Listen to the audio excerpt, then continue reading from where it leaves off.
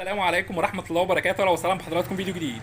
فيديو النهارده ان شاء الله عن لوحات التحكم. معانا حضراتكم لوحتين تحكم خارجين شحن ان شاء الله. كل لوحة حضراتكم شغالة معانا اوتوماتيك بالكامل. اوتوماتيك تدفئة، اوتوماتيك تبريد، اوتوماتيك تهوية، اوتوماتيك فنات، كمان اوتوماتيك رطوبة.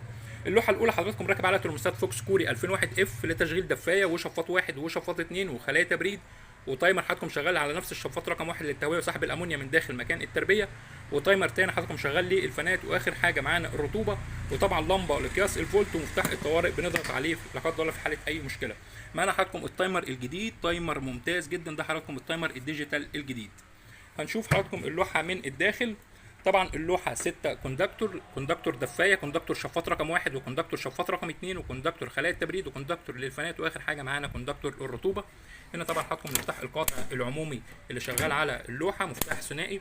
وهنا طبعا حضراتكم طريقه التوصيل، توصيل الدفايه، توصيل شفاط رقم واحد، وتوصيل شفاط رقم اتنين، توصيل خلايا التبريد، توصيل الفنات، واخر حاجه توصيل معانا الرطوبه. يعني حضرتك اللوحه بتيجي لحضرتك على التوصيل على طول، مش محتاجه فني ولا اي حاجه، ممكن حضرتك توصلها بكل سهوله.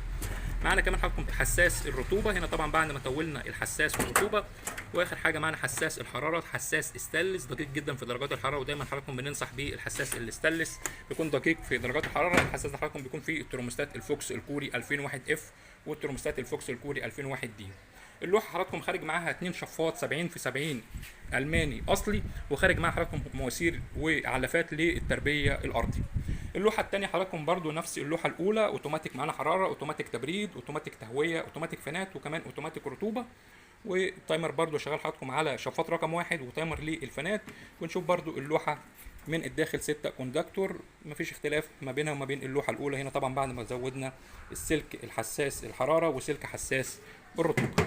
اللوحه الثانيه برضو حضراتكم خارج معاها شحن، خارج معاها ان شاء الله دفايه كهرباء 4 شمعه وشفاط 80 في 80 اتحاد اوروبي. عنوان المؤسسه حضراتكم في عزبه الهجانه مدينه نصر القاهره، ويوجد شحن لجميع المحافظات، ومن على اللوكيشن بتبحث من اي مكان عن مؤسسه ابو مالك تظهر لحضرتك على طول. شكرا والسلام عليكم ورحمه الله وبركاته.